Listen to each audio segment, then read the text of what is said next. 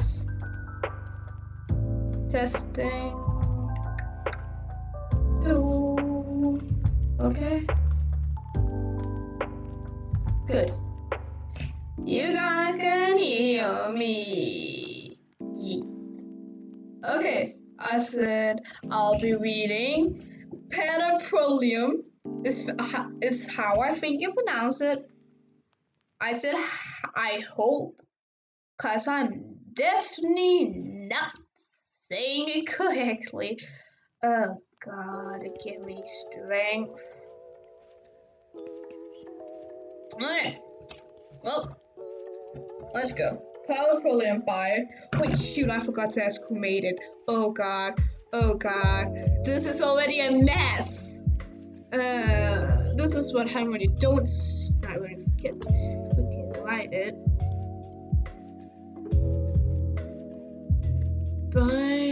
Shoot.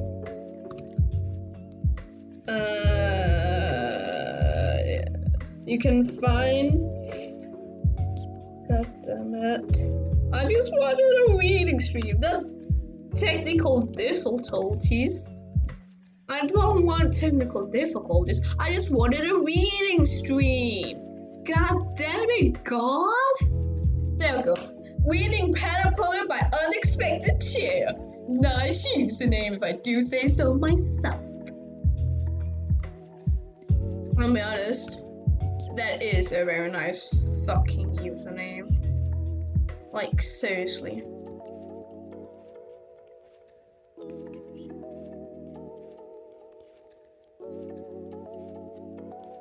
Okay. Wait.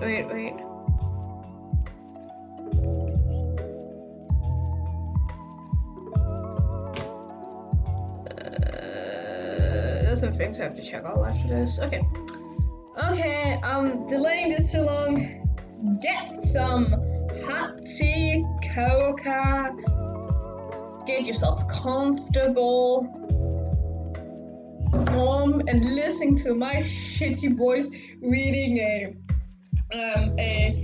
13,206 worded fan fiction for the next 2 hours, maybe 3 hours or so, maybe even 1 hour. Fucking no.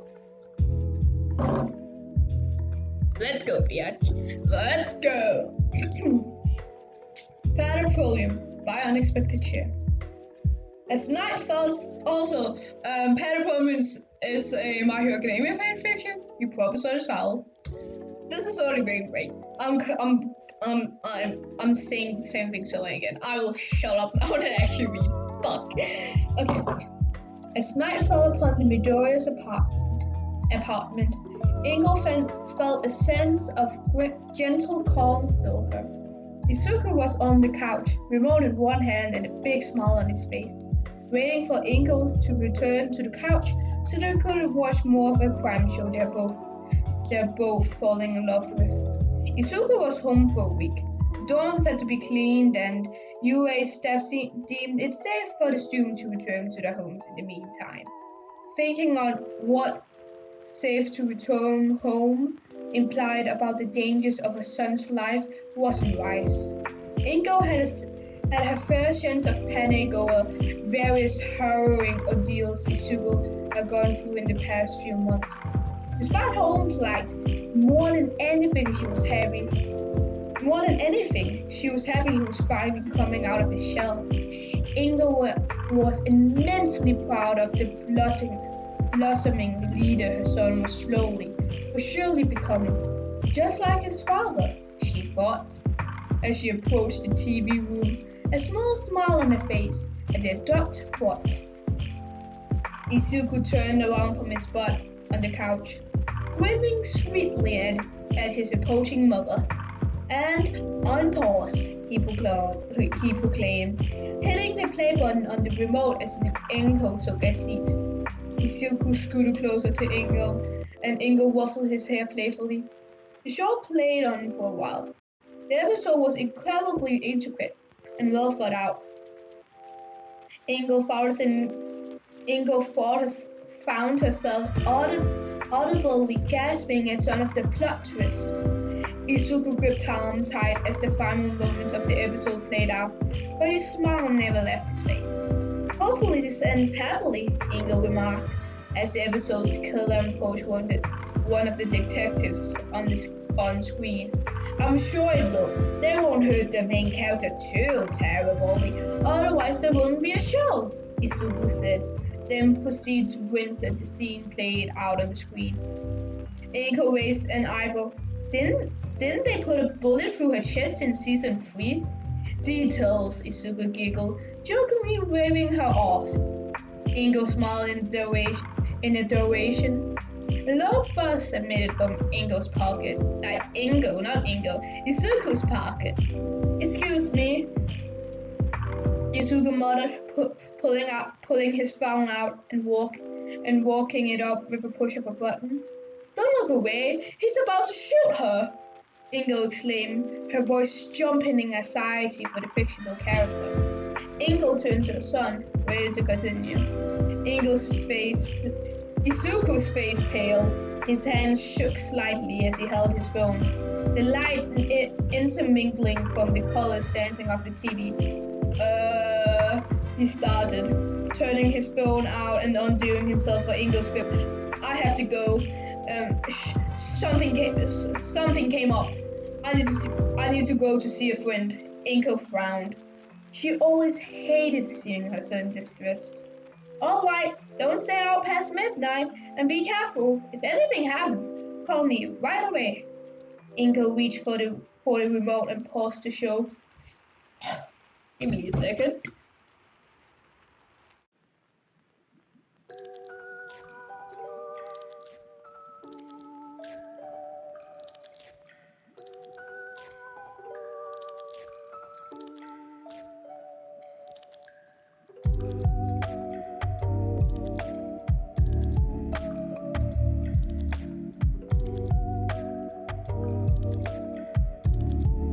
I'm sorry about it. My mouth and nose kind of feels a bit stuffy. I don't know why. Let's continue. Izuku jumped up from the couch, grabbing his favorite hoodie and a few other items. He made to dart out to the door, but turned back to Ingo, giving a shaky smile and a wave. All right, love you, Mom. The door slammed. Ingo sat for a moment, thinking of all the horrible things that might cause Izuku to be so upset, so anxious. Her mind cycled through them with the speed of a frightened mouse. But before her train of thought spilled too far down, she got a grip on herself.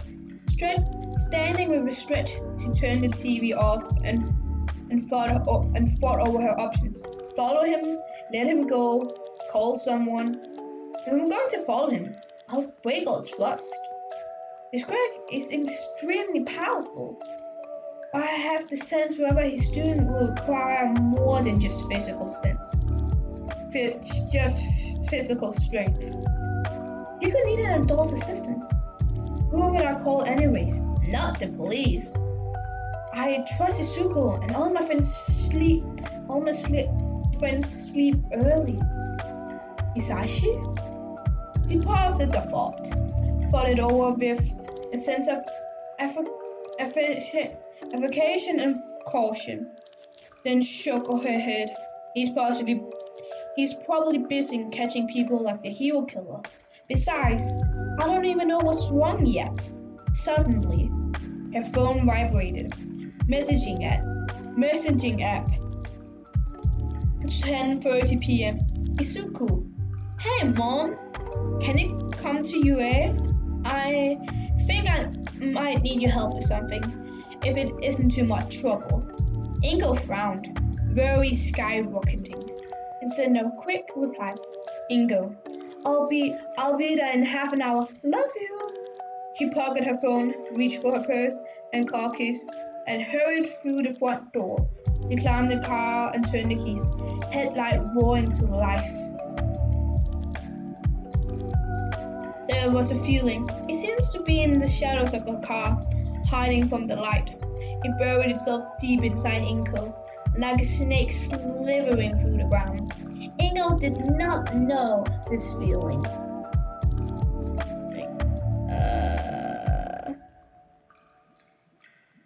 Oh shoot. Sorry. Ingo did not know this feeling and she did not like it.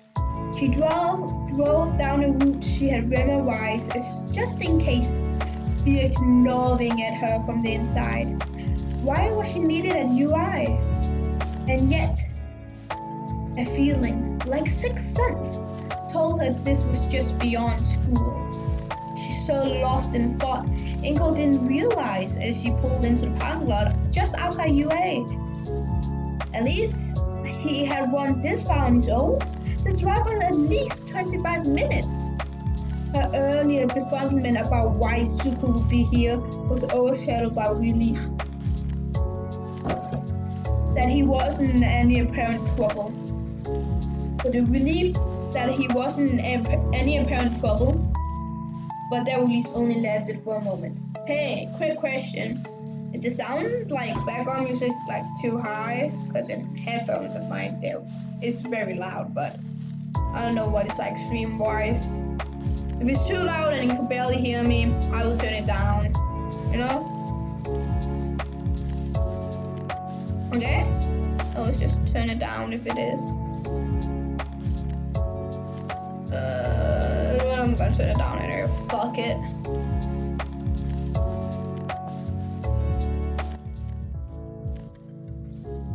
Okay, that should be good enough. Let's go continue. Well, did we go from but that relief only lasted for a moment. She watched as Izuku talked with someone else. Another student from the looks. With what looked to be white hair. The right side was facing Inko. Inko had a good eyesight.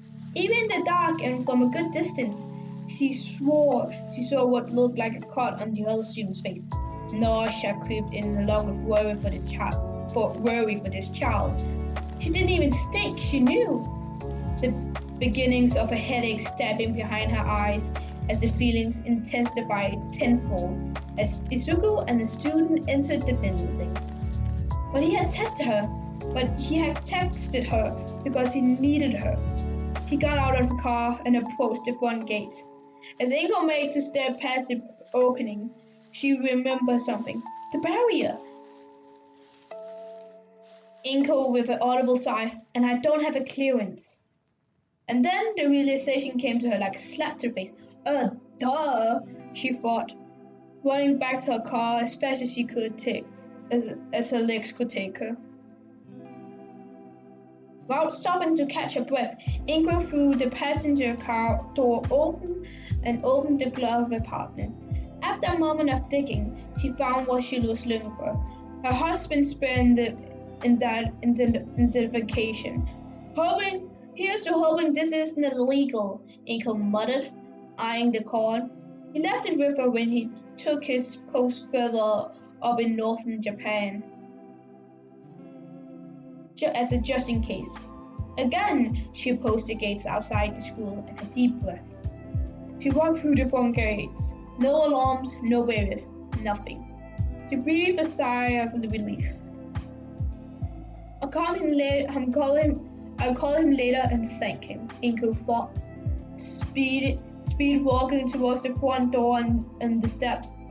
Izuku and the feeling had called upon her for her help, and here she was, holding her husband's spare identification outside the doors to UA building. It was strange. Dull thought that seemed to fall in her brain as he realized she had, in fact, felt this before. Ah, you must be Todoroki. Please come in. Ingo greets the child before her blinking alarm, as if he didn't expect such a kind greeting. Izuku is in his room. Let me go get him. Dinner is at 6. As Todoroki mutters an okay, thank you. A strange sense of something being erased seems to creep into her. She tries to brush it off, but cannot help but ponder on it. Nothing appears to be wrong, so why is she on high alert? She knocks on the door to Izuku's room and practically forced his back door open. Is he here? Oh.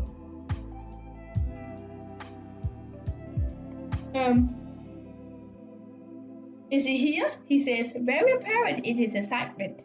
Yes, Inko says gently. He's on the sofa.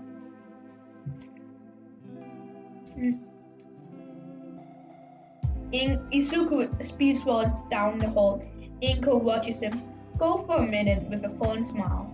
Before following him, she thinks how wonderful it feels to finally have Izuku's friends over again. And yet, the feeling lingers. Inko enters the living room and sees Izuku giving Todoroki a tour of their apartment. Izuku is wild in his excitement gestures. And Todoroki gives a hint of a smile as Izuku waves of joy bouncing around the walls. Oh, I forgot! The game I wanted to show you. It's in my room. Let me go grab it. Izuku turned on his heel, turning back down the hall. Inko noted with an internal smirk that Izuku appeared to be blushing. Todoroki watched Izuku go with a ghost of a fond smile before turning to the pictures on the wall above the couch. Inko watched him and surveyed them, his eyes suddenly stopping on one picture in particular, and happened to be Inko's favorite. In the picture, taken about 13 years ago, it was a photo of all three of them. Isashi held 2-year-old Izuku, who was sporting his favorite All Might onesie, both with a dumb, wide grins on their faces. Inko smiled gently next to Isashi, one arm wrapped around his shoulders. The photo seemed to emit an aura of family love, and Inko found herself staring at it quite often in fondness. However, Todoroki's expression as he stared at it did not match that feeling. It was almost sad, wistful even. Inko's brain helpfully supplied that he may have been longing for something similar to what was displayed in the photo.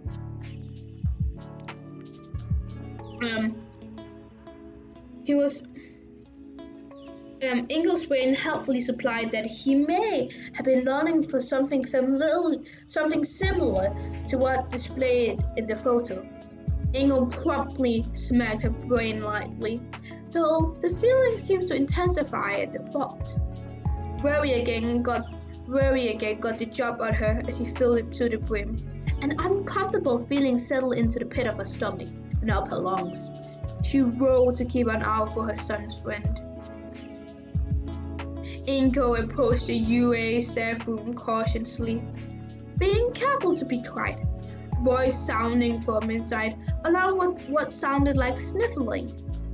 Her chest squeezed, anxiety evident in how she felt her throat tightening up. A voice sounded through the door, the voice of someone she recognized.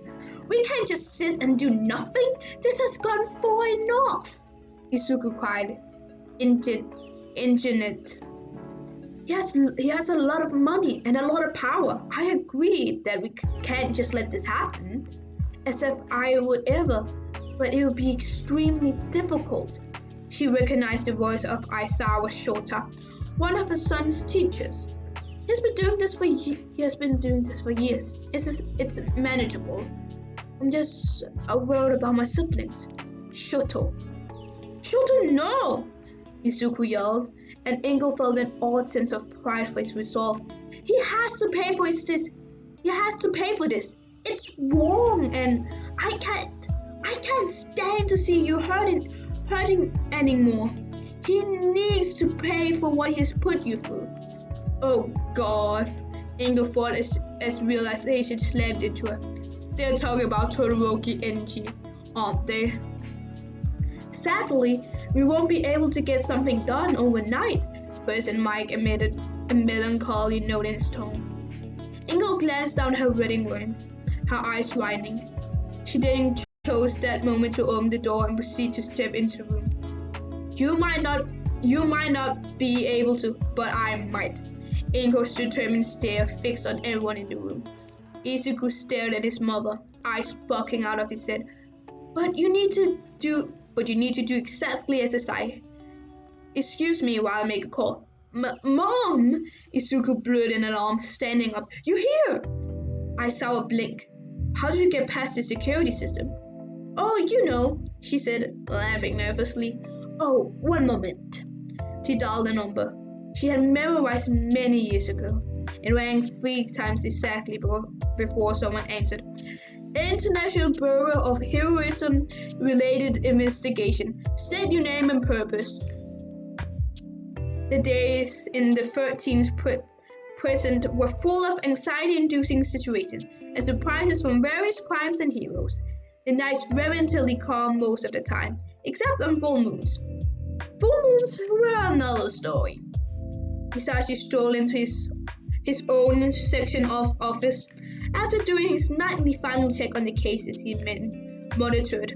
The broad ceiling lamps and windows in the room provided a way for moonlight to intermingle with his lamp desk. Now warm to the touch, he casually knocked a paper cup of coffee, half empty and alcohol, into his desk trash can, full with similar cups. As he reached down to pick his bag, the phone on his desk rang. Please, don't let this be another murder, Hisashi signed, picking up the phone. Captain Hisashi, 13th President of the International Bureau of Heroism Related Investigation, Japan Division. State your name and purpose. Hisashi, dear. Hisashi jolted, muttering a quiet holy fuck, slamming his hand on the desk in alarm. It took a moment to regain his composure. Inko? Why are you calling so late? Love? Shouldn't you be asleep by now? Hisashi! Inko exclaimed, cutting off. Dear, I may have a situation that we need your help with. And here comes the anxiety. Yay! Is something wrong? Is Izuku hurt? Or did something happen? If you aren't already busy with a priority case, how fast can you get an investigation open into a hero? Hisashi blinked. Well, that was certainly weird. Ingo really doesn't pull that. My husband has over 200 different agents at his personal disposal card all that often. Concerning. Well, at the moment I'm only managing some smaller cases, which aren't terribly difficult, so it depends. Who for and what happened? Well, it's a long story, but let me get to the chase. Todoroki Enji has crossed the line he never should have. Hisashi took a rough seat in his totally professional spinning chair. Rotating and rounding, he crossed his legs and sat up straight. Interest piqued. Enji as endeavor. Oh, do tell. I have an intense dislike for that excuse of a man. He has been hitting me for training. A voice he's never heard before sounds deadpan. Wait, who? Wait? He fell back to the sports festival. You are his own, aren't you? Yes, my name is Shoto. And he's been hurting you. Yes, Shoto said again. Quieter this time, though his voice did not betray it. Hisashi could tell his calm was giving away. He was used to that loss of composure in suspects. But here it just chilled him to the bone and fueled a metaphorical flame building in his heart and throat. I can have him custody by morning. Granted some things, Hisashi said, voice like steel, being careful in making sure the metaphorical flame doesn't manifest in his quirk. In order for this to happen, we need to collaborate effort on both ends. Who else is here? Who else is there with you? Wherever in UI you are. Right now, we're in UA staff break room. With us is President Mike, Erased, Shoto, and Izuku. Hisashi arms swung, knocking several papers off his desk. Izuku's there. Hisashi whisper yelled into the phone. A moment of silence. Dad? Izuku's voice resonated through the empty office, and Hisashi felt his breath fleeing. Is that you? Yes, Hisashi exclaimed, joy cutting through his stern tone. I'm here to help. Okay, listen. Here's what I need you to do. He paused, double-checking his mental plan. Ingo, take Shoto and Izuku back to the apartment. There, you have access to my old study and all the stuff I left there. I also need you to take photos of any injuries, my NG that's still there and email them to my work inbox. Then, Shoto, if you're feeling up to it, if there's any witness who can testify against him, contact them. We need to get all of our ducks in order. I think I could do that. Shoto's voice was just as quiet as before. It's also important for me to ask, how are you feeling right now? Hisashi let his concern slip into his voice. Well, I feel sort of numb, if that makes sense. I suppose that's better than panicking, at least. We can do this. I was men more powerful than your father for a morning warm-up. Hisashi leaned back in his chair, calm momentarily overtaking him. Dad? What can I do? I have a lot of other questions, but they could wait. Izuku was quiet in speaking, but his voice did not waver. Izuku, son, you do what you do best, kid. You comfort your friend here. I'll give you some ways to help out with the actual proceedings once you and your mother get home, okay? Izuku muttered a bit shaky. Okay. Hisashi wishes more than ever he had the ability to hug someone through the phone.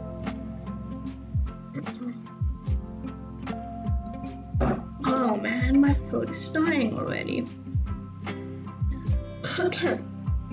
Let's continue. Excuse me, what can we do? President Mike interrupted, voice strangely subdued. Hisashi thought for a moment. Right now, nothing. If the need arises where I need your skills specifically, I will contact you. I don't want to sit around and do nothing. Shota Sawa, 30. Pro-hero risen. Hisashi's brains helpfully supplies. Hisashi sighs. Alright then, if one of you or both could get me NG's schedule for tomorrow and maybe the day after, that will make arresting him a lot easier when the time comes. Email it to Ingo. Sure. That's all I can say for now. Ingo, I can give you more instructions once you're back home. I need to talk to my agents and set my own resources in motion. Alright, love you, Ingo says, and even after so long, it gives Hisashi a bit of a rush. Talk to you soon. Love you too. Bye. The phone clicks and Hisashi takes a minute to set it back on the receiver. He sits again for a minute, thinking about the next move. He then ejects himself out of his chair violently, running out of the door, but not before crashing into the door frame. Agents! Yells his personal team. They all looked alarmed, and he knows with a hint of expiration the special agent J-Roth seems to be trying to block his cybernetic arm into the toaster. Who wants to work the late shift tonight? Pass. I was trying to do something cool with the toaster. Come on, Hisashi. I would prefer not to. Unless someone is dead, Captain, I do not care, like, at all. Consider me gone. No, please. You want to stay when I tell you why. He pauses for dramatic effect. We are going to arrest Todoroki NG. And with those few words, his teams erupt to enthusiastic chaos. Hisashi stifles a laugh as Special Agent Alba smacks the white shadow Makas in the face while trying to get up from her seat. Hisashi watches with a smug grin as his team shuffles aggressively, falling out of their seats to run to the frame war room, which, despite its name, is just where casework happens in a large group. No nuclear weapons or anything, despite that one time with a nasty bomb and a particularly nasty pot of tea. Long story. I'll make some coffee, he whispers to himself before turning the hill and heading to the break room.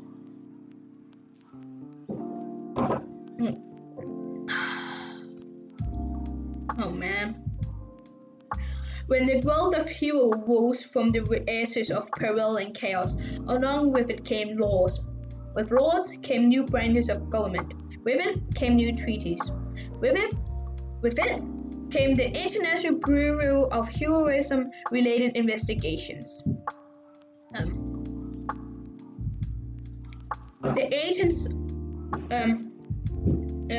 The International Bureau of Heroism-related investigation, or the IBHRI, abbreviated, has complete and total jurisdiction over cases where a hero allegedly committed a crime, was the very obvious inspiration for a crime, or was the victim of a crime.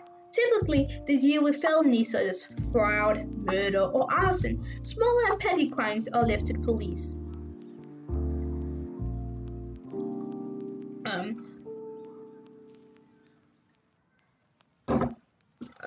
Give me just a second.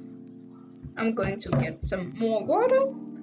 So you guys just, I don't know, take a 5-minute toilet break. You know, get to the toilet, get some tea, hot chocolate. I will go and get some more water for my.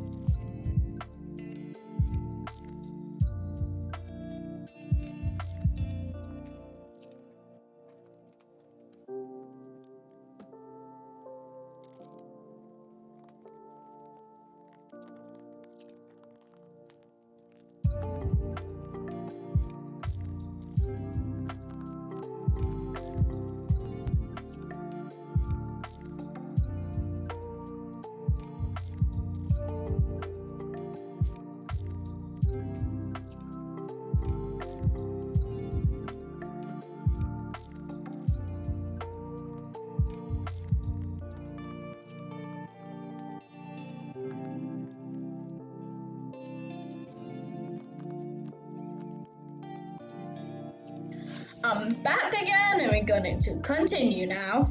I have now my water, and let's just not hope my throat dies. Let me continue. The International Bureau of Heroism-Related Investigation, or the IBHRI, abbreviated, has completely and total jurisdiction over cases where a hero allegedly committed a crime, was the very obvious inspiration for a crime, or was the victim of a crime. Typically, they deal with felonies such as fraud, murder, or arson. Smaller and petty crimes are left to the police. The agents of the IBHRI can also and relatively often do play a support role in cases involving heroes and civilians both, such as events of a bombing or other such happenings. In the event of an agent being the victim of a crime, the case will be given to the team of both police and fellow agents. Due to potential classified info, especially in the case of murder. Each per section has a captain that calls the shots. They oversee the performance of the men, and in high-profile cases may even intervene and lead the charge. There are a total of 47 positions in Japan, usually located in or around foreign embassies due to the fact that the agency is international. There is an average of around 200 agents per precinct. It is standard practice to go by first names and rank only. Captain Hisashi, for example, because last names could be traced. Due to the dangerous nature usually surrounding the cases, it's an effort to keep families safe from any harm that might come to them. Last names are top secret, as is most personal information about the agents. Though discouraged, usually agents who work together in consistent team may know each other due to the trust between comrades and friends. Due to the nature of the job, a comparison is often drawn between the United States FBI or CIA and the agents of IBHRI. The ranks typically follow in an average present team, weeding out those who serve at present 1, also known as ground zero, as this is where the overseers of the overseers work. Goes as follows: proprietary agent, field agent, special agent, senior special agent, present captain, and present director. The higher in the chain you go, the more clearance your identification gets you, which translates to building access and the declassification of top secret information for your eyes only. It's a dangerous but necessary job. A lot of agents may find themselves in regular trouble, especially the closer they get to the top. Injury is common, and each agent is provided with good health insurance along with the family. The world of a hero is often privileged to public health and can tie in deeply with government and military-related issues. This is why the agency exists, to reach where the police simply cannot, and to make sure those in the world of heroes follow the rule of law. And also somewhat because somewhere in the world, all for one watches, waiting. Someone needs to keep an eye on the troops who will one day be sent to fight him.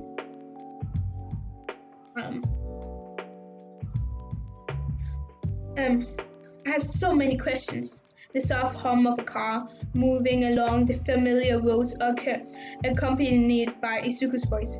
Inko signed. How long have you known about NG's doing, Izuku? Mom, please. Can you answer for you? Izuku.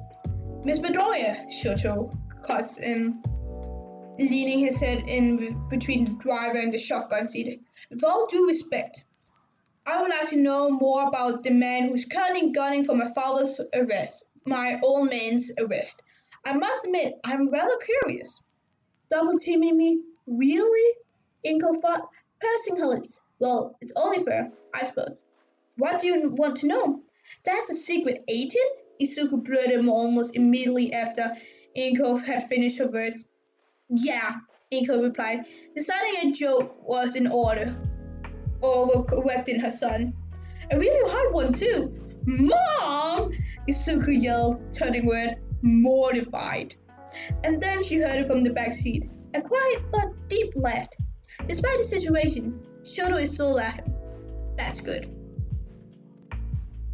Wait, it's true, right? No, wait. What? It's true, Ingu continued on, a smile grazing her features and pulling at her cheeks. What else do you want to know? Well, Izuku fiddled with his hands. Why did he take a post so far away? Where exactly is this post? Was working abroad just a cover for this? Well, slow down, Izuku. He took the post far away for a lot of reasons. The two main ones being that he was offered a station close to a case of his personal interest, and he also wanted to keep us safe from his dangerous work. It's further north, not out of the country, and yes, that was a cover, kind of. Inko paused and turned her signal on. I mean, it's not exactly a lie, but it's not the whole truth. Keep us safe, Izuku repeated, confused. Izuku, Inko's voice took a moment to work. He worked some of top-profile cases involving heroes and or military. The people he has to deal with are dangerous.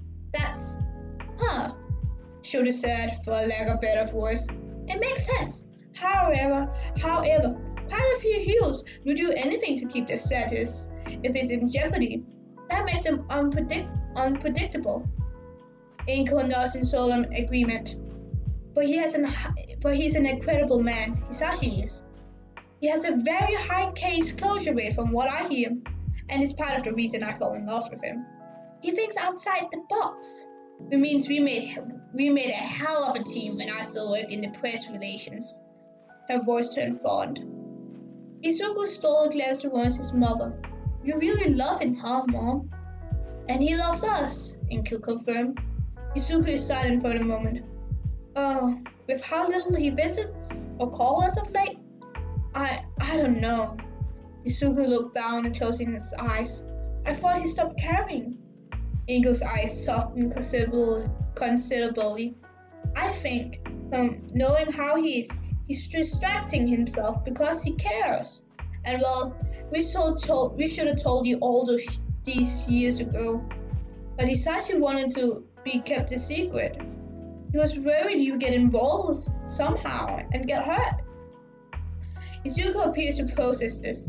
Okay, but you knew. Yes, I know him for a long time, and it was always his dream to have this job. And he knows from close experience when it comes to it. I know how to navigate the world he lives in for the most part. I do keep a bed in the hallway closet for a reason. Wait, what? Where was I? Shoto, from when we get home, do you like tea or perhaps coffee would be better? We have a long night ahead of us. Coffee, please. A bat. Shoto raised an eyebrow. You just had to bring the bat up, did you, Inko? Oh, I haven't used it in years. Not helping. Long story for another day. The car pulled into the driveway. Izuku had his hands clapped together in front of his mouth. Brows furrowed as he stared fixed ahead. Shoto made a noise of amusement at Izuku's posture and opened the car door, wincingly as he accidentally brushed a bruise as he slid out. Inko frowned deeply and ran her thumb over the glittering gemstone on her wedding band.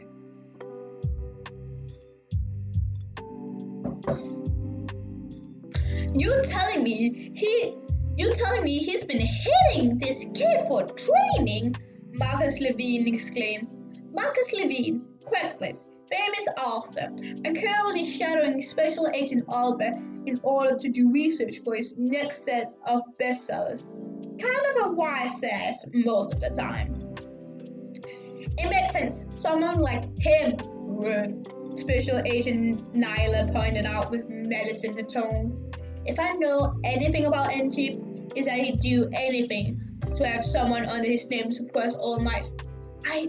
What kind of absolute monster? The car will go to rest, Hisashi announces, walking in with several cups of coffee. Ingo's going to email photos of the kids' injuries. Well, Senior Agent Akatsuki spoke up. I don't trust myself to not throttle Enji as soon as I see him. Knowing what I know, someone else better do the interrogation when the time comes. Special Agent Java grabbed Hisashi's arm and raised it. Everyone else in the room nodded in agreement. Hisashi couldn't help the sadistic smirk on his face as he mentally prepared himself for the interrogation soon to come. Hey, stupid, Hisashi's brain said. Get the actual photographic evidence first before you start coming off with smackdowns. Right, he's responding to himself. By now, Ingo should have emailed them to me. He opened his email, and sure enough, an email from Ingo's account read him to the very top. To 4739198913 from midokun@gmail.com. Subject: injury photos. Attach 5 images. Hisashi gulped and opened the images as his team crowded around him. He heard a small gasp behind him, and he knew exactly why. The images he saw sickened him, bile rising in his throat, like how hot air can make one nauseous during the summer. He had dealt with the most gruesome of murders, solved the toughest of cases, and yet the sight of the burns and bruises from Endeavor's own hands to his side like he was about to upheave the coffee he had ground. A sense of anxiety and general horribleness filled him like a wine glass, as he realized there was probably more injuries before this, and nobody had come forward until now. He knew why nobody did. Endeavor was the top hero, goddammit. But he was also the prime example of why Hisashi's job needed to exist.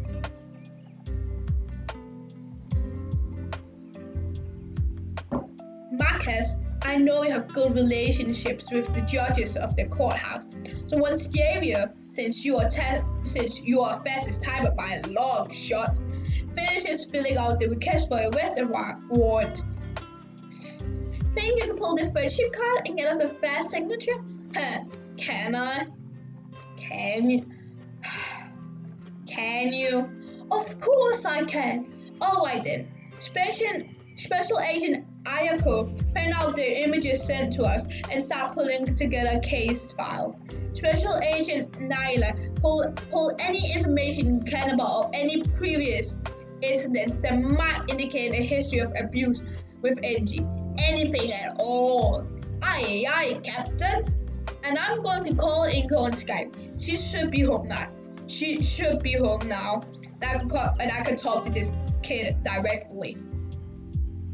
His team moved out to the positions, leaving Hisashi alone in the war room. He opened Skype, logged into his personal account, and then he pressed the call button on Inko's contacts. Oh, give me a second.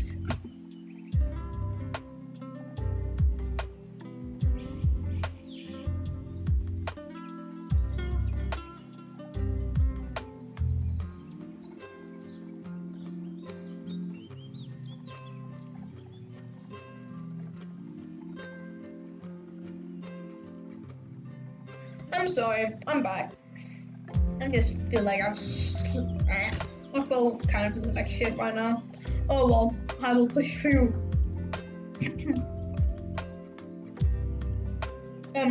His team moved out to the positions, leaving Hisashi alone in the war room. He opened Skype, logged into his personal account, and then pressing the call button on Inko's contact. Immediately after Inko had hit send on the email containing the photos Shoto allowed her to take, her blood began to race. The situation at hand was finally catching up with her and left an adrenaline rush, a whole new wave of anxiety and motherly despair to slam into her. Angie Todoroki, #1 hero, had been abusing his son, and she hadn't noticed it until it shoved in her face. She took solace in the fact that she had the power to do something about it, but couldn't help but feel she should have seen it sooner. Inko bit down on her lip to try and prevent tears. She looked on as Izuku led Shoto to the couch with tender expression. They talked in soft voices, and Inko took note of how her son treated Shoto with such care. She realized, with an internal note of giddy curiosity, that was awfully reminiscent. It was also reminiscent of herself and Hisashi when they were both younger. But the situation was wildly different. In a way, she hated with every bone in her tiny body. The signature sound of a Skype call coming through sounded throughout the apartment. Ingo took a seat at the table and hit the accept button. Hisashi's face appeared on screen, hands clasped together, sitting tall. He waved, made an motion akin to realization, and then unmuted himself. Hello! I received the photos successfully, and my team is in motion. While we wait for them to return, Shoto, Hisashi says, as Shoto starts over and kneels down next to Inko to get a view of the laptop. Have you contacted any witnesses? No, we just got in. Let me do that, sir. Shoto responds respectfully, standing back on and stepping inside.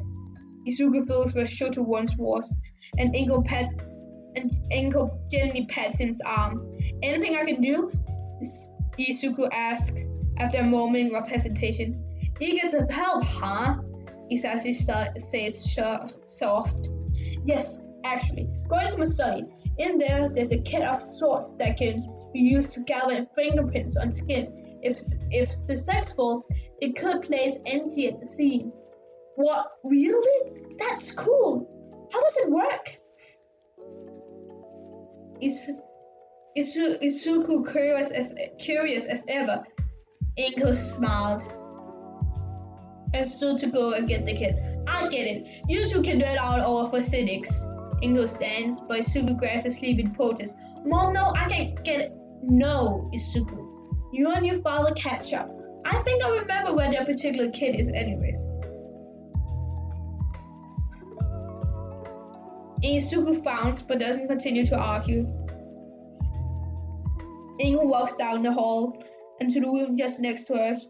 And here, okay, give me a second. My nose.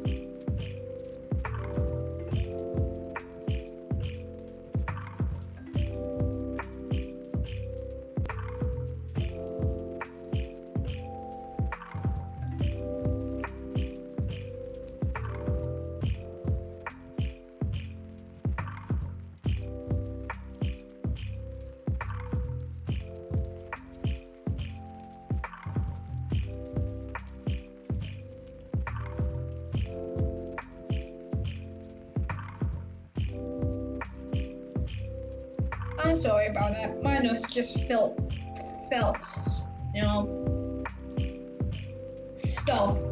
Now I'm going to continue read, you know.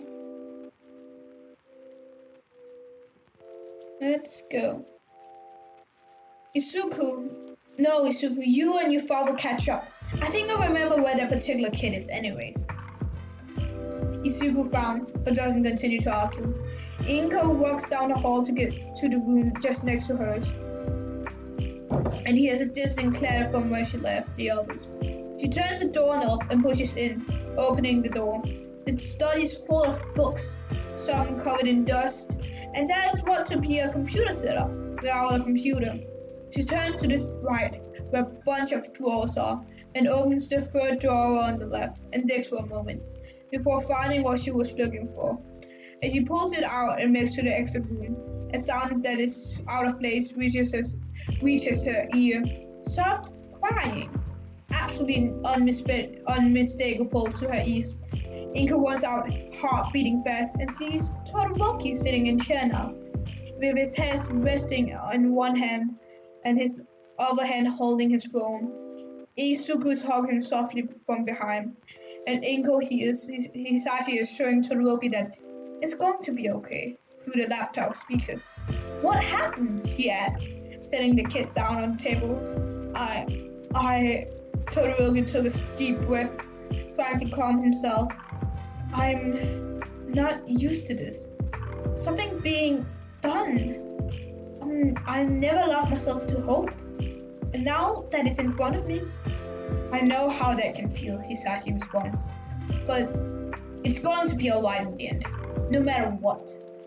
That's just it though, Todoroki says, voice scratchy. I've never even considered that it would be. It's overwhelming that after so many years, something's being done. And there's so many ways it could go wrong. Inko pulls up a chair as Izuku hugs Todoroki tighter and comforting gesture.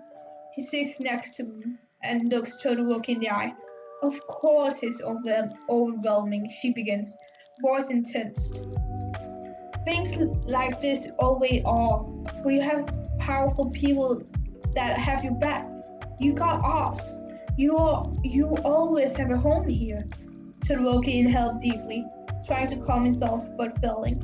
Thank you, he whispers. Izuku is murmuring encouraging words into Shoto's ear, and Inko finds it easy to be proud of her son for being such good with this. Shoto starts gulping. He has a lot of money, I wouldn't worry about that, Hisashi says, as someone Inko recognizes as his team member hands him a collection of files. Listen to this.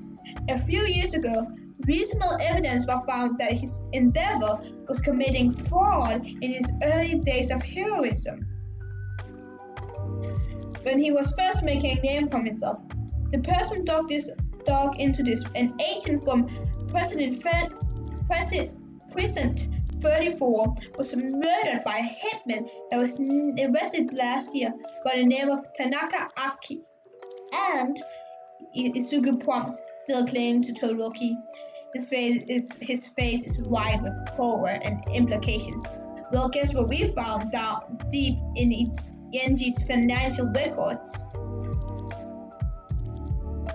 Ingo gives a confident smile. Let me guess. Payments to this hitman on the account that was soon closed. Ding ding ding! Ingo right as always, Hisashi comments. The payments are at the same time of a few of the connected debts too, at least in the same time frame. Is that enough though? Todoroki frowns. A few files aren't exactly concrete. On their own, no, but it's a probable cause. And when you have a probable cause, you have a search warrant, which means we could search his office for perhaps an audio recording of some sort. What are you getting at, Dad?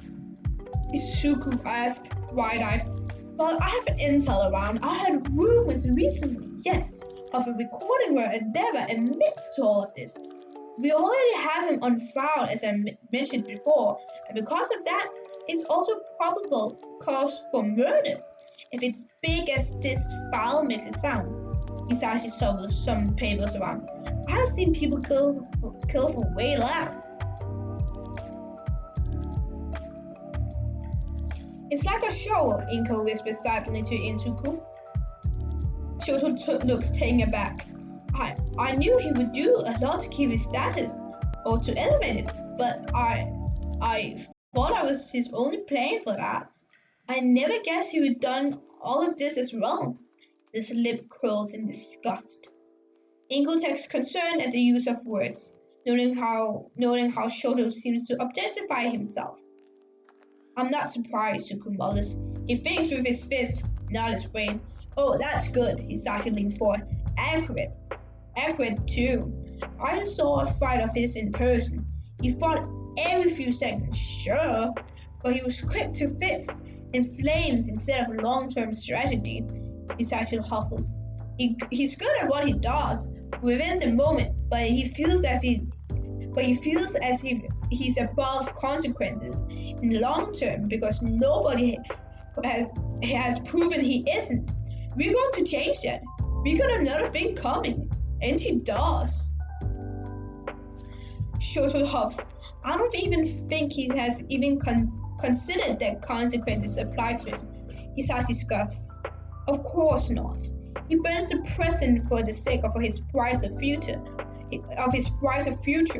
and then he will have the nerve to act surprised when all he holds is ash. Izuku seems to realize something and sits straight up. Ingo gives him a questioning look. Wait, if this recording even exists, how would you get it?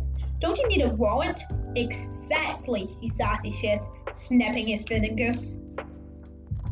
A few files aren't good enough to launch a full investigation. But Shoto, your bravery to come forward with your story has opened up a gateway to burying your father.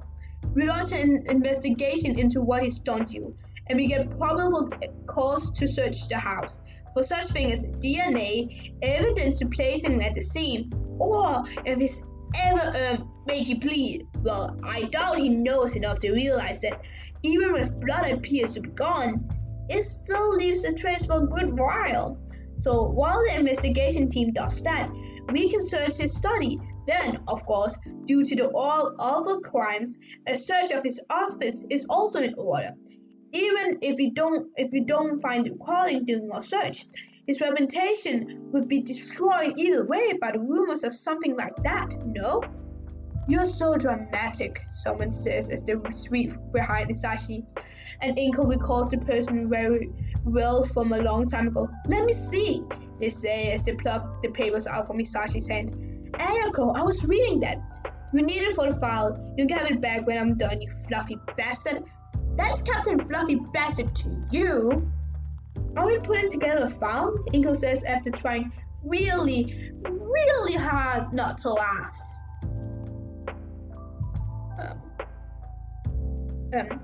You do work fast.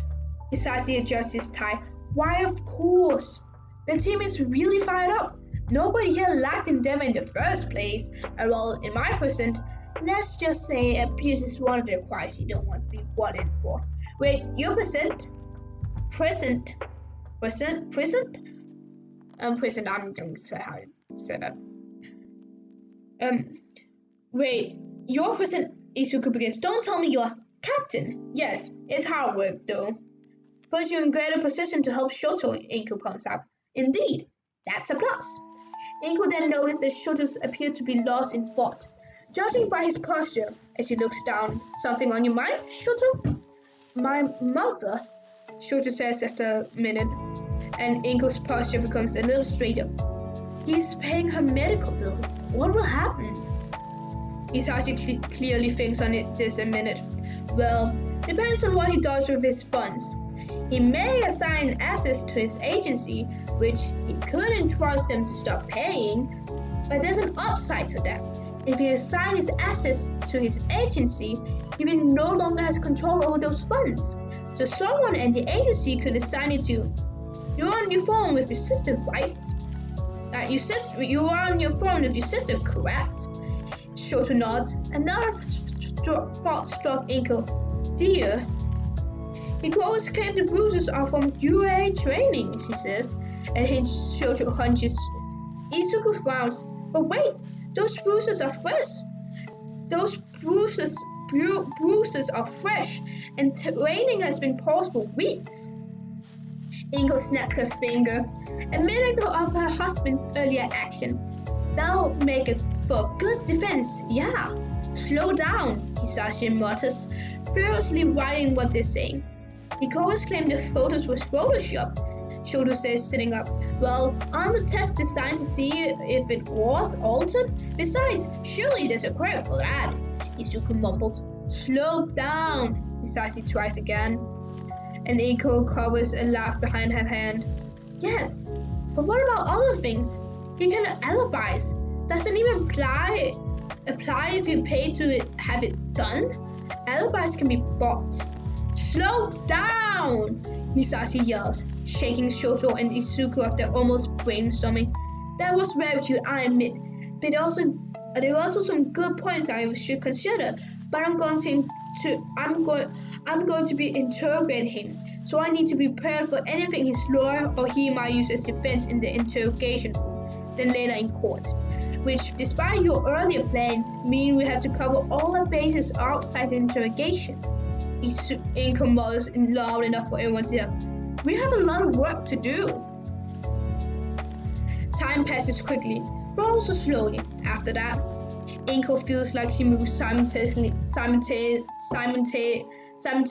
in a blur and the pace of a snail, as they continue to think of everything that could go wrong. That could simultaneously save God.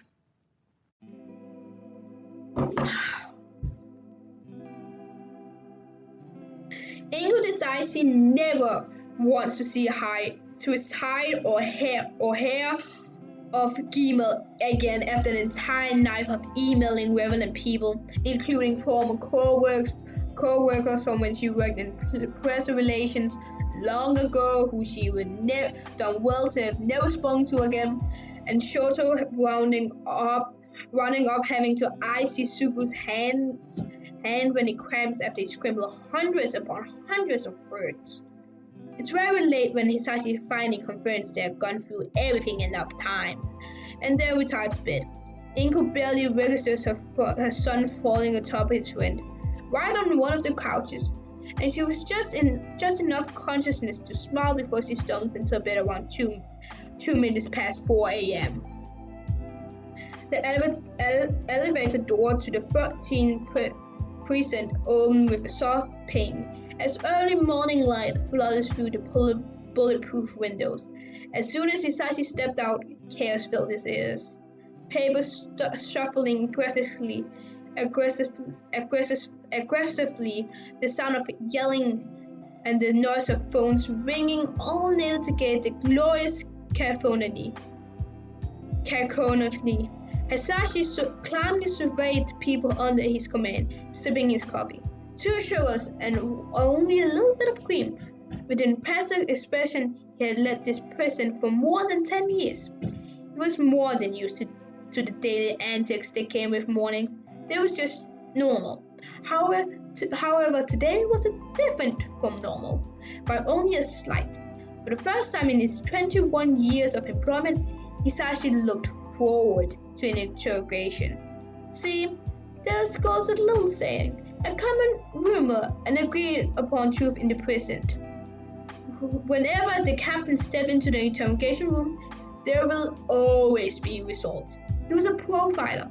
He could tell you everything about a person within a few minutes of just watching. Hisashi was brutal when it came to questioning, and that's why he especially wanted to do this particular interrogation himself. He approached the line of room where questioning took place. Waiting for him in front of room 1A was one of his comrades in arms. Ah, Captain, sir. He's been waiting. He's in there waiting. Good luck. Special Agent Alba looked well rested despite the lack of sleep. You won't need it though. Hisashi smiled and set his coffee down on the small table outside the room without ever saying a word to anyone. He turned the door handle and pulled, opening the door and stepped in. The room was well lit with the blue iridescence of its ceiling lights, and a table with silvery metallic chair on either side of it sat in the middle. On one side of the room, right behind where Hisashi would be taking a seat momentarily, was a two-way mirror. He knew his team would be watching and taking careful notes.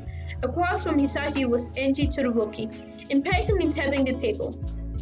I always knew you would eventually be in this room, Hisashi said, a cool smile playing across his face. You were never the type to let the law stop you when it came to your goals. But sadly for you, I don't care about what you let happen. Hisashi picked up a file off the table and opened it for both him and Enji to see. Began to look over the collected evidence. He knew why Enji was in this pursuit. Why he finally had to make a call to arrest him, but it did not stop him from the feeling that ice cold shock drop down his spine as he looked at the photo Ingo sent him from the ninth time. Enji stayed quiet. I'm obligated to inform you that you are right to the lawyer, but I bet you don't feel but I bet you don't think you need it, You'll be right about that. I will call for my lawyer if I need it, but hopefully this will be resolved shortly. This is a misunderstanding, I assure you. Enji's voice was calm, nonchalant, almost as if he was chatting about the weather. Hisashi crooked his head to the side and began to pace slowly. Is it now? Yes, Enji said with ease, and pointed to the bruises in the photo. After all, you cannot prove this one from training at his school. UA is a very difficult school, after all. Seems you haven't lost your skills of reasoning out of things, but I'm afraid it won't work here. Hisashi begins just as calm. See, according to the medical officers that examined their photos, those bruises are very much fresh, and training in UA has been mandatory post for a few weeks now. And then Enji smiled, triumph all over his face. I have an alibi. You're wasting your time, Hisashi. And that did it. Hisashi felt his composure slip and away. His playful smile sliding off his face. In it, a stare and facial expression of pure, cool wrath. First of all, alibis can be bought, and you're what? A millionaire? Second, in this prison, you will address me with respect. Second of all, I don't have patience for your sad attempt to toy with me. Do you have any idea, any clue of how many people have sat where you sit now and confess their sins to me? Hisashi's lip curled as Enji's eyes widened. A moment of realization evident in the way Enji recalled that Hisashi was the one who was toying with him. Now, you think you are any smarter? Hisashi continued, his voice growing more intense. I mean, you only been in this room for a few minutes. He stopped, completing his words. Angie shifted in his seat. Hisashi approached and picked the file up again. But this room has been my soul, my home. For more than a half my time on this earth. And Hisashi spat as he slammed the hand down next to the photos, making them jump slightly on the table. Will not tolerate you lying to me in my home. Okay, I need to get more water. I'm sorry about that. I'll be right back.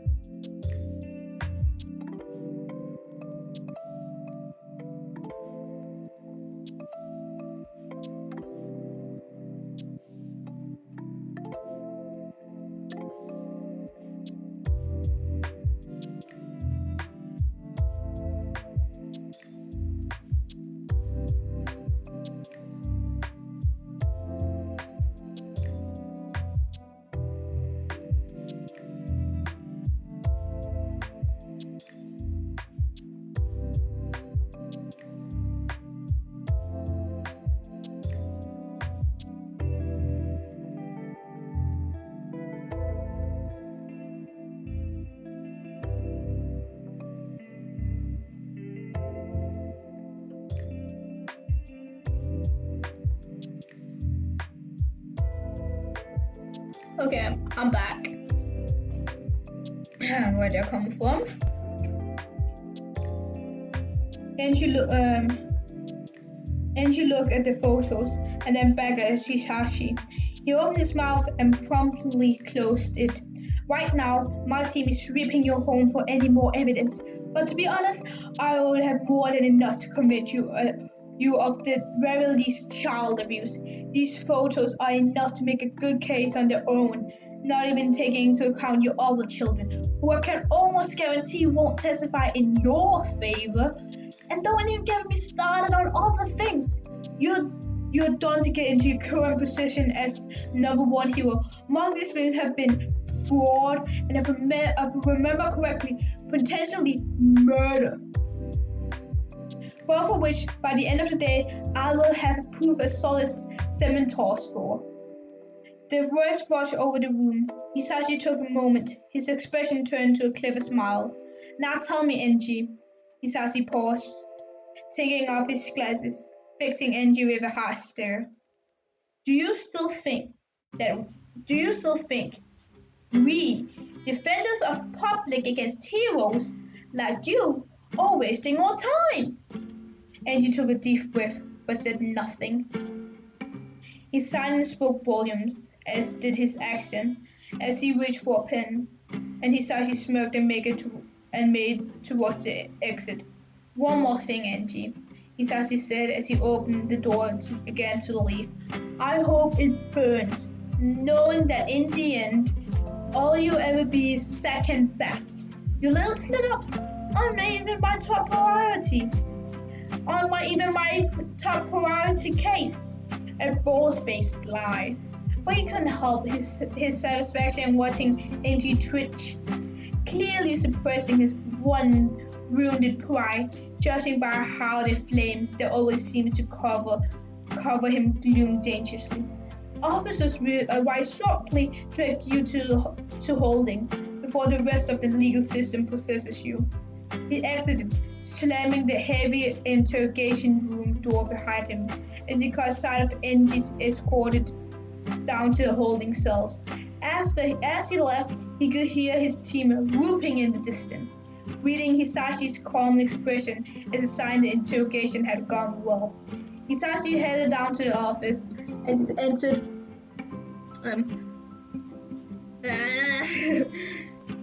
Headed down to his office, and as he entered the room, he caught sight of the great amount of paperwork on his desk. My least favorite thing, part of this brand of mess, he thought, groaning internally. Lots and lots of paperwork. He stopped abruptly, checking the time on his wrist. What as the thought occurred to him. And then he proceeded to pack the paperwork into a briefcase. Write an official notice, being sure to hand it to a senior agent as he headed out of where he was heading and why, and began to think of the fastest route for the present to the train station. Izuku wakes up to the sound of television, and with a raid underneath him, he blinks. The little sleepy got out of his eyes and tuned in his ears to try to listen to the broadcast. And now, breaking news. Just this morning, Todoroki Enchi, more commonly known as the Hero Endeavor, was arrested on counts of alleged charges for murder, fraud, and child abuse. News on potential bail or trial are awaited within the next hour, as in press confidence from the Hero Agency. Izuku shoots up, realizing suddenly, and with a slight pink face, he was sitting on top of Shoto's chest. He shoves any other thoughts aside and trains his mind on the now. It's on the news already? He shouts, alarmed, to no one in particular, before he hears a call from the left of him. Izuku, Inko says from where she sits at the table, looking equally tired as Izuku feels. You and Shoto passed out before I could tell you. But your father interrogated Enchi early this morning, though it wasn't necessary, honestly. News travel fast, however, especially with such things as this. Izuku wipes the dark circle underneath his eyes, blinking sleep out. So is this over? Ingo suddenly finds the tea very interesting. For the most part, yes. A trial will happen, along with a sentencing, sooner or later. However, one is almost guaranteed Enji will at least serve some time, and most likely Shoto will no longer be in his care. The law can be tricky when it comes to heroes of his renown, but Hisashi knows a lot of people, so perhaps.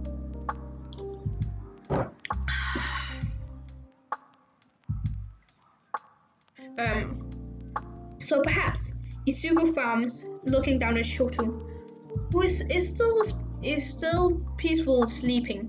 He deserves rest.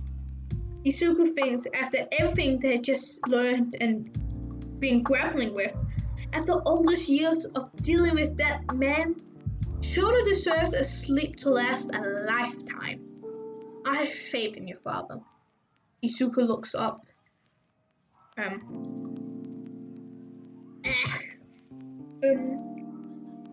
Izuku looks up. Inko's expression is intense, the likes of which he had never seen before on his mother.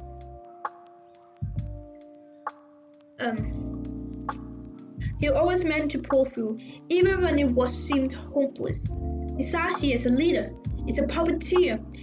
He knows how to pull strings to turn in his favor. That doesn't sound good, I suppose. But considering how he's using this ability, how he will use it to protect Shoto, I will not have it any other man. I will not have it any other way. I will not love any other man. That's very romantic. Izuku decides on, curious about the hidden depth in Inko's words. Though he spent the night getting to know his father, he feels as he still does not truly know him, among other things. He stood in silence for a few minutes. Izuku found himself wanting to ask a question.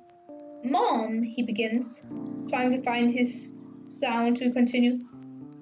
Do you think Dad could visit soon? It's been a while, and I know now about at least an important part of why. Inko opens her mouth to answer, but is interrupted by a knock at the door. Who could that be? She mutters to herself, then stands. Izuku watches her go, equally perplexed. She opens the door, and there stands a man in a navy coat. Familiar. Izuku thinks that the video call from the day before does not do him justice. But when he stands with a smile on his face before them in the doorway, it looks like he's ready to take on the world.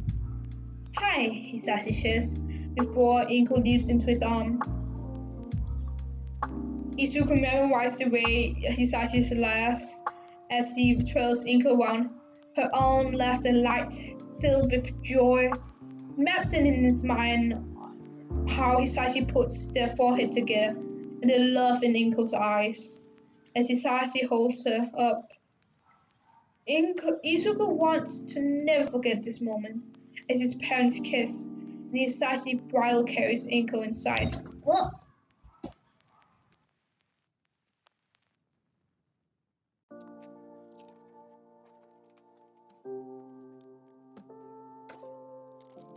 This is why I should not be. That was my mom, I think. Honestly, I didn't see her expression, so I didn't want to think. I don't know what she thinks in that moment. She probably heard me through the door. Oh god. Oh no. That was really embarrassing. Holy shit. Jesus Christ, man. Jesus. Let me continue to read, man. Let me continue.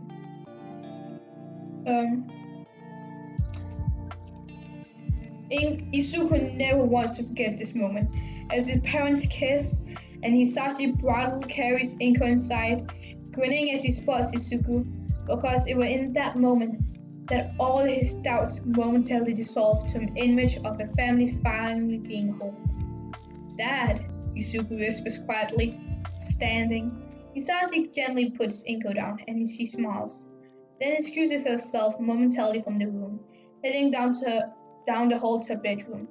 Son, Hisashi responds in turn, light, teasing. It's been far too long since I've seen you. Izuku laughs, tears welling in his eyes. We talked last night. Too long, Hisashi retaliates, serious. He is swift, Izuku notices, as Hisashi sweeps up to Izuku and pulls him into a bone-crushing hug. Izuku hugs back so hard, he momentarily worries he uses quick in his emotion-filled haste. Izuku, Hisashi whispers, breathing deeply. I missed you. I missed you so much. The tears came with that. I missed you too, so much. There's so much to tell you. I don't even know where to begin. Same here, but Hisashi looks over to the couch, the one not currently occupied by Shoto. Let's sit. Izuku pulls away, reluctantly, and wipes the tears from his eyes. Sure thing, he whispers, a shaky smile on his face. Hisashi smiles back, green eyes soft. They sit on the couch gently, as not to learn Shoto. Hisashi takes a deep breath, closing his eyes, and then stares hard and intense at Izuku, looking he wants to say something, and so he speaks. I want to apologize. Izuku raises an eyebrow, frowning. What for? For not being here. For not being there. As much as it should have been, Hisashi's eyes are clearly tainted on Izuku's hand, the one damaged in the tournament, and Izuku quickly moves it out of sight. Dad, Izuku says. A sad note to his tone. I can't blame you for that. Considering everything Mom told me, I just wanted to keep us safe. I couldn't ask for more. Still though, Hisashi exclaims, waving his hand before slapping his hands over his mouth, realizing he was too loud. His eyes Shoto nervously. He doesn't stir, just snores louder. Then continues, still though, I tend to overwork myself. I don't want to decide on what's truly important to me, you know? Izuku feels his breath leave him. Your job is so incredibly important, he thinks, and yet Ryu was true to you? Begins to tear up. Hisashi jumps at the side. He says, reaching out technically to Izuku, I didn't mean to make you cry. These are happy tears, and it's evident, because Izuku is smiling, and he moves closer to his father. It's true. His father's echo as Izuku is against Hisashi, in a sort of embrace, as close as one can get when one is on the couch. You don't know what you want until you have it. Hisashi smiles. All right then, I don't mind. He pauses. If you have questions, which I'm sure you do, I'll see which one I can answer. Some of the rules that come with my job may prohibit me from talking about some things. I understand, I'll start small. Favorite color? Hisashi chuckles, deep and soft. Purple. On, considering your jacket's navy. Jacket was a gift from an orphan. Had it as long as I've known your mother. Perhaps longer. How long is that? Since we were 15. We were both now 41. How did you meet? Hisashi snorts. Long story.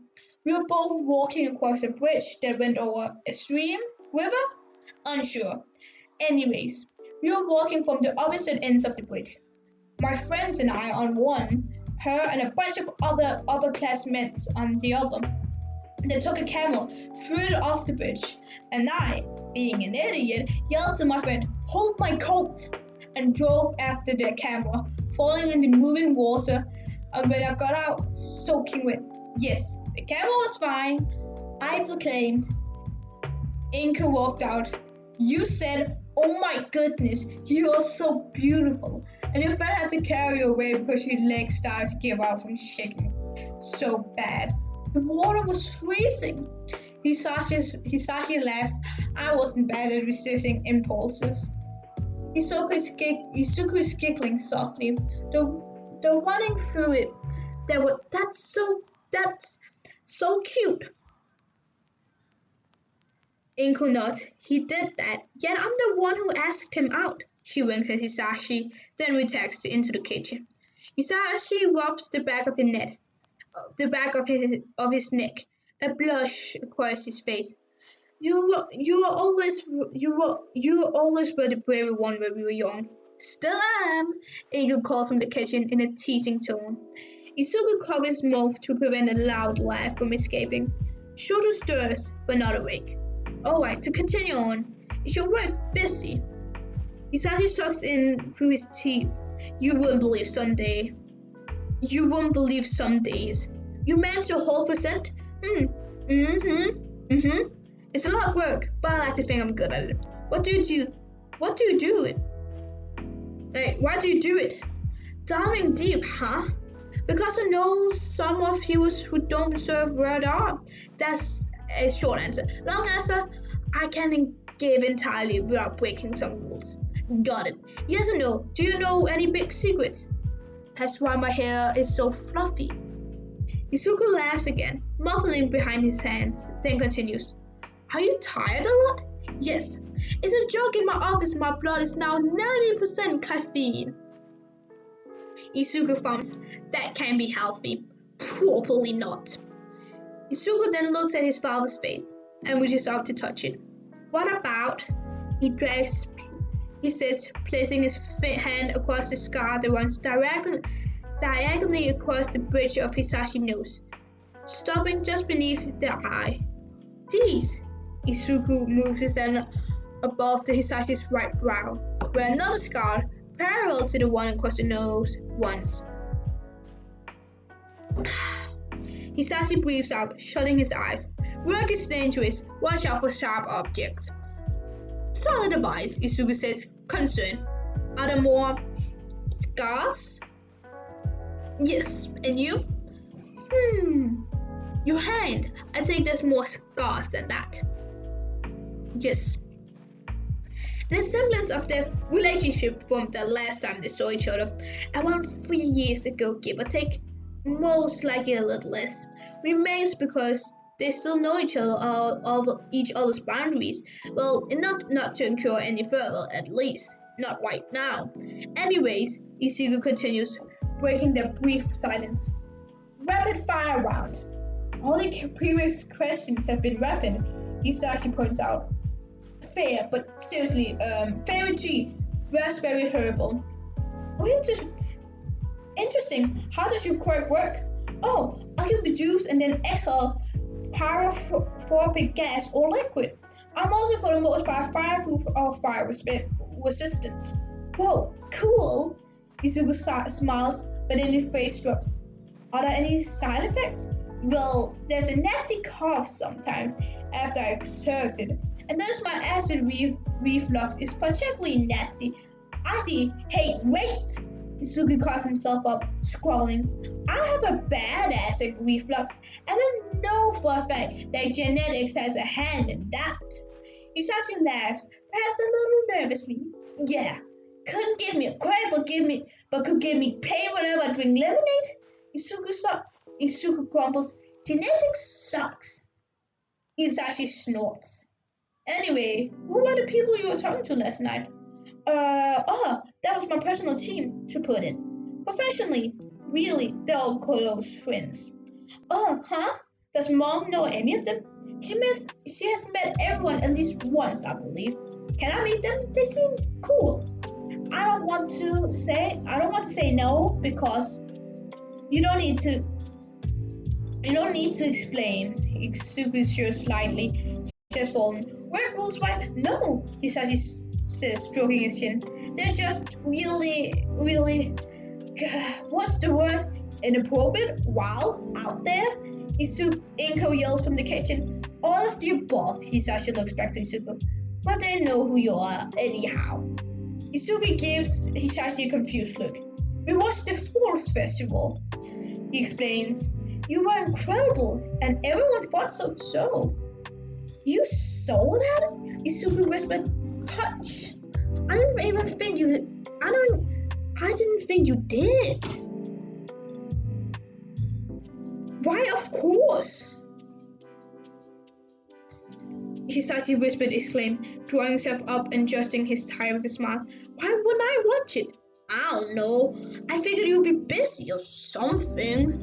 Never too busy to support my family, Hisashi beams, shifting his glasses up his nose as they slide off. If I met you, however, that was very intense, to say the least. Yeah, Izuku says, looking over his shoulder, but it was worth it. Oh, I get it. What? Nothing. Hisashi was smirking. Oh no. I just couldn't help but notice how similar you and Shusho are to Inko and I.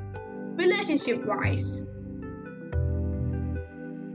Dad, Izuku exclaims, blushing and smacking Hisashi lightly on the arms. It isn't like that. Okay, maybe I like him, but you should go for it then. Izuku looks away. I don't know. He might not even. And besides, if he did, me? No. Don't sell yourself short, Izuku. He clearly adores you. He lets you get close, after all. I saw you two interact last night. Total Deku. No comment. Izuku covered his face with his hair. I will tell him that is. Anyway, questions. Hisashi smiles, mirth within it. Go ahead. Do you ever accidentally set stuff on fire because of your quirk? Hisashi full on laughs this time. Though I've gotten better, yes. People usually fireproof documents they send to me physically. Favorite movie? I like Pacific Rim a lot. Oh, that's a good one. Right. Hisashi says, throwing his hand in the air. Hisashi says, throwing his hand in the air. Especially that last scene. Yeah, is interrogating suspects easy most of the time? For me, yes. Hisashi smirked. Hisashi smirks. I'm very good at reading people. Oh, really? What, am I psychic? Well, I'm not. Wait, what am I thinking? While I'm not psychic, I think you want me to ask me something specific. Izuku freezes. Yeah, actually. Well, we'll get there eventually, though. How many cases have you solved? Personally, quite a few. Though I always see more than I work on alone or with my personal team. Huh, wait. Do you ever do the thing I do where you start mumbling to yourself? All the time. Hisashi says, waving his right hand around. Usually in front of a murder board, used to figure out my subordinates. You do that too? When I'm thinking really hard, yeah. Now you know I'm not the only one who does that. You wear that jacket a lot. It's in every photo of you. Why? Hisashi shrugs, but Izuku notices his expression turn slightly guarded. I like it. Izuku decides not to pry. Opinions on kale. Gross. Disgusting. Keep it away from me. Izuku laughs. I know that then. For future April Fools. Oh god. Hisashi jokingly pretends to look appalled. Izuku snorts again. Did people ever call you Dragon as a nickname? Inko pokes her head out from the other room. Hisashi points at her. I see. Izuku nods. Do you usually pull on all-nighters? Yes, Hisashi says. I haven't slept since I was in the 9th grade. Izuku snorts again, elbowing slightly. Thoughts on All Might. Hisashi leans back, chuckling softly. I figured you would ask that. I think he needed to be less warrior and more defender when he was doing heroic. And also believe he needs to be less self-sacrificing. Oh well, I read the reports and saw the news on Kamino Ward, but I admire his resolve. That's interesting. I didn't really think about the whole warrior versus defender thing. Izuku looks down, thinking deeply. Hisashi nods. He's a great hero, objectively, but he's a symbol of peace. Yet, he's very much like a human weapon. I believe in the second strike policy. Never strike physically first. Although I notice an improvement, he grins slightly. Seems you're just as much as an influence on him as he is on you. Dad, Izuku says, smiling, averting his eyes as he lifts his head. Come on, now. Maybe you two could meet sometimes. Hisashi blinks, then grins. That'll be wonderful, Izuku. Izuku smiles, then think of more questions. Favorite book? Ashura Midnight, Therapeutic. Sounds interesting. Favorite cookies? Hisashi snorts. Your mother's chai tea recipe, of course. Oh, me too! Izuku pauses, questioning for a minute. Did you being gone for so long have to do anything with me?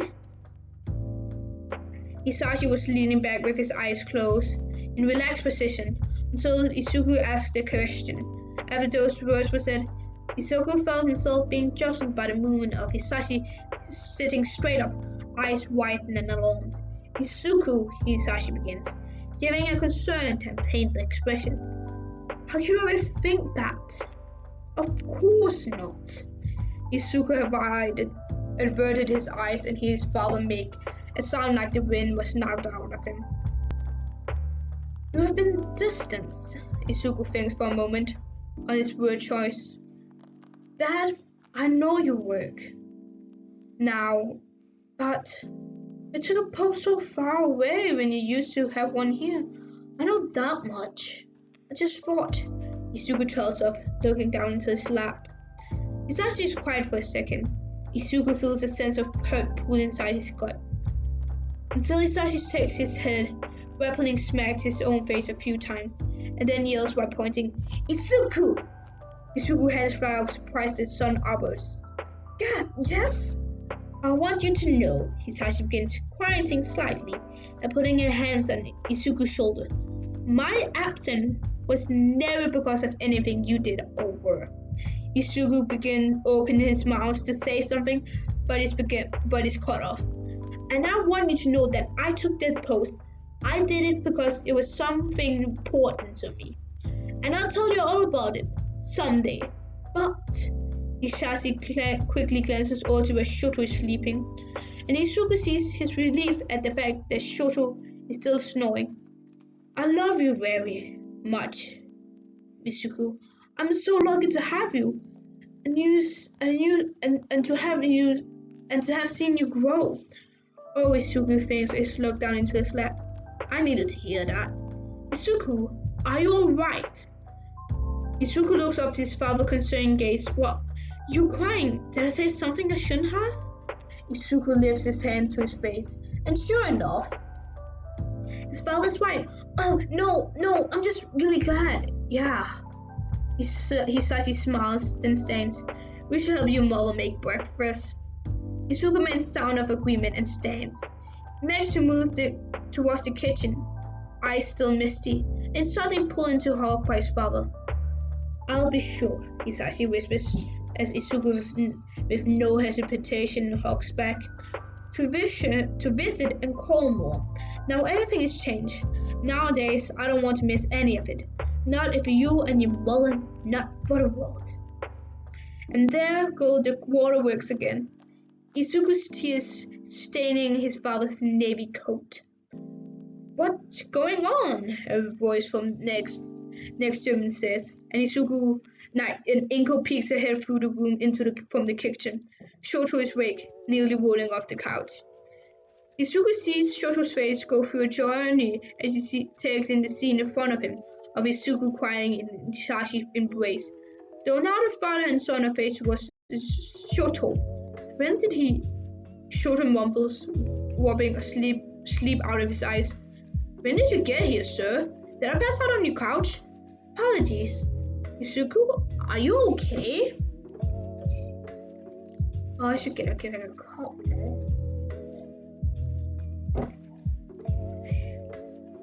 Hisashi laughs. It's no problem, but good news. Your father is in a holding cell as we speak. Isugu grins and wipes his tears off his face. I'm fine. Good morning, Shoto. It's over, huh? Good morning, Isugu. Shoto mumbles, slapping his face lightly in an attempt to wake himself up.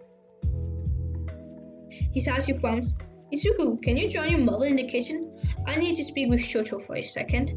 Isugu frowns. Sure, Dad. He walks into the kitchen, but doesn't immediately move to help. He gestures to his mother that he's listening, and she just sighs and shakes her head, moving to grab more ingredients. Leans against the doorway, makes sure he isn't seen and listens. I have to admit, before this day, I heard a lot about you from my wife. Hisashi begins. Good things, I hope. Shoto says after a second of hesitation. Oh, all good things, yes. But I must say, my opinion of you is still rather complicated. I saw at a sports festival. Isugu feels his breath catch at his father's confession. Oh, I'm very sorry about all that. He wanted me to do what I did. I haven't meant to hurt him. Of course, there's no excuse. Isugu hears a sign of what he assumes to be relief. I do like being wrong. I was worried for a second you say how it was to be expected due to UA's culture. It's called a white Shoto. Thank you, sir. His voice quiets, and Isugu strains to hear the next part. But when he does, he feels his heart jump. I don't want to hurt him. I care about him very much. Is that so? Don't you dare, Isugu thinks, hearing the knowing in his father's voice.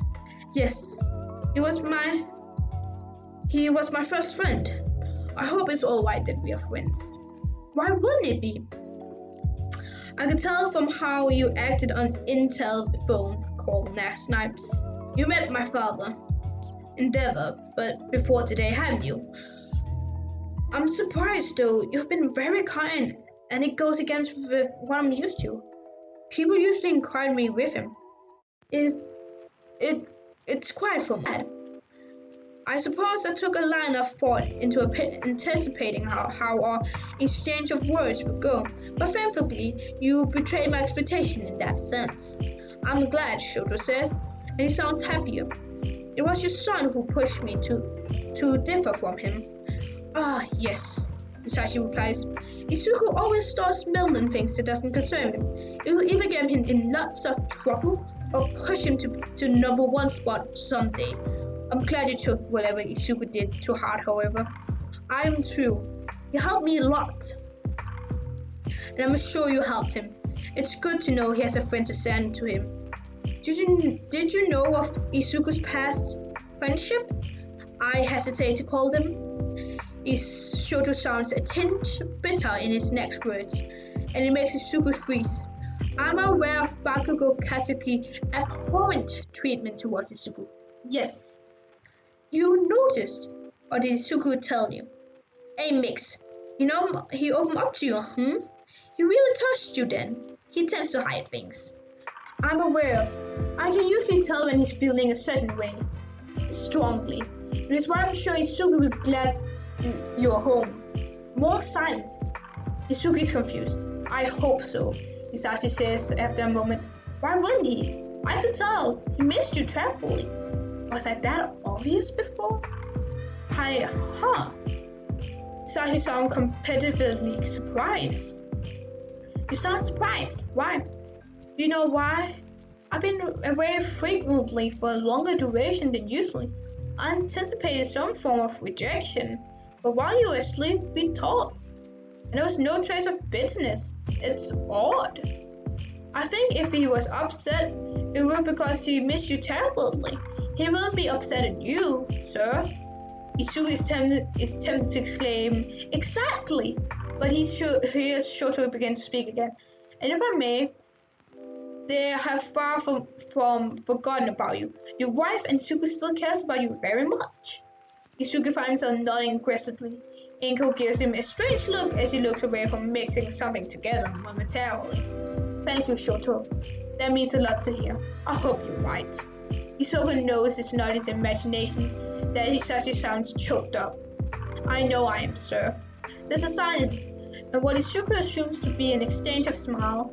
Well, Hisashi begins, and Izuku hears the sound of his father standing once more. I must go get some of my luggage from the rental car I took. I'll be here today and for the most of tomorrow. You might wish to call your sister. Shoto makes a sound of acknowledgement. Once Izuku is sure his father has gone outside, Izuku can hear his mother citing Hisashi not to shut the door so hard. He practically skips into the room. The conversation between his crush and his father definitely made him feel lighter in a sense. Okay, I have to take a break. My voice is practically freaking dead. What the? Oh, it's so dry. Oh god. Also had to go to the toilet now, so have a toilet break, a piss break, whatever the fuck you call it. I'll be back.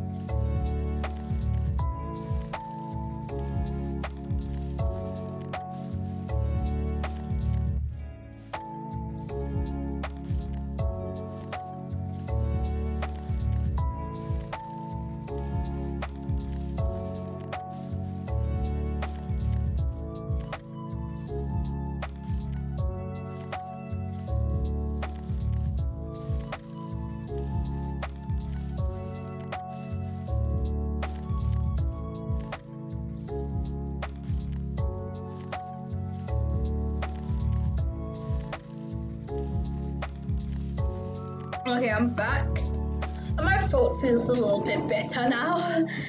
Oh god, I should have got a bigger glass, man. Okay, let's continue.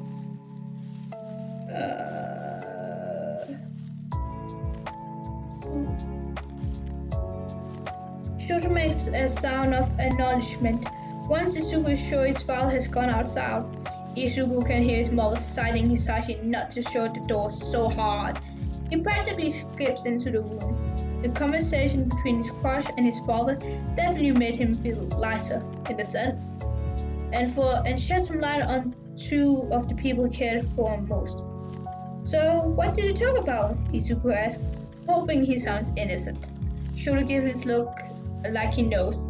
And a lot of things. It came quite a bit. Really now? Yes. Don't you know eavesdropping is an act of violence? Shoto is teasing, and Izuku laughs nervously. I have an alibi. My mom. Sure, but I'm really thankful for all of this. I didn't think anything would have changed if you and your family didn't help. That's the Midoriya way, I guess. I think. Messing in stuff we shouldn't. Izuku jokes, despite the hint of truth in it, and gets a small smile in return.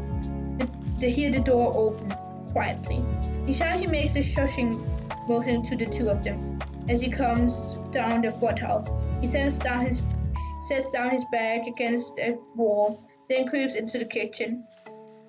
Izuku and Shoto watches as Hisashi sneaks behind Inko and hugs her from behind. She laughs, surprised, then lets him twirl her around to face him, setting the stirring spoon she was holding down beside the pot. I missed you, Hisashi exclaims, and you, even if you need a tic-tac. You round me, dear. I'm allowed to be honest. We're married. Maybe so. Izuku smiles, then notice Shoto staring. Is something on your mind? He asks. They're in love, Shoto remarks, with a calm voice full of childlike wonder. The genuine kind, I think. Something I haven't seen before. I was thinking one day I hope to have something like it with someone. Well, I'm right here, Izuku thinks, before smacking the train of thoughts away, with the bat he now knows is apparently in the hallway closet. Yeah, Izuku says, instead. Me too. Weeks later, Izuku sits in the cafeteria, shoulders brushing with Shoto's. Are you okay? Izuku asked one day. About everything. You're right. This could go wrong. I'm not afraid anymore, I think, Shoto confesses, leaning to Izuku. Not if you're by my side. Thank you for standing by me. The days following Enji's arrest and trial scheduling, life had been hectic and tense. But not a number one hero almost guaranteed to be out of the way, due to the overwhelming evidence of wrongdoings, as the media had said. The public watched eagerly to see who rise to fill the empty spot during the chaos. Yet, Izuku was content. He had just a feeling it would end up all right. Enji was going to get his just dues. It was looking like Enji was going to get his just dues, and it was looking like Todoroki Fuyomi had officially marked down as Shoto's official legal guardian in his place. All of his fears that Enji would see trial for his crimes, and somehow it was no, it's hard when you cannot talk apparently. All of his fears that Enji would never see the trial for his crimes, and somehow it was his fault. Hisashi stayed away, has been disseminated by events of that night. Enji was looking out to be out of the way. Shoto could focus on himself wholly. Hisashi loved Izuku and Ingo with his whole heart. Hisashi loved Ingo Oh my god, Izuku whispered to his food, his face turning beet red. Oh my god. Oh my god. Oh my god, he groaned with the butt. His head was on the table, narrowly missing his lunch. Deku, Uraraka said alarmed. What's wrong? Izuku paused. You could feel Ida and Uraraka and Shoulder's eyes all over him. They were playing Twister, he whispered. Huh? Uraraka whispered quietly. He couldn't see her face, but he knew she probably looked adorably confused. Oh! Ida let out a poorly disguised snort. Shoulder patted his back. And that's the end of reading, and that's the end of Pater Proelium. 2 hours, baby. It also looks like I have a time before my dinner is done, so maybe playing something, to get time, pass by. No? All I'm going to have because my phone is kind of destroyed, just, chat about random stuff. Yeah, I like just how at the end of issue was like, they were playing Twister. Like, yeah, they had to get you somehow, Izuku. And you are properly adopted, so yeah, but so, also, the realization your parents, had, can you say SEX on the Twitch streams? This isn't mature content though, so yeah, but realization your parents had sex with each other, this is terrifying, even though it's quite obvious, if I'm gonna be honest. Like, Jesus Christ, man. Well, I'm, done, so I think I'm going to raid a channel. Raid a random channel, because I don't think any of the channels I watch is live right now. I think except Pokemon, maybe? Yeah, I think I'm going to raid a channel.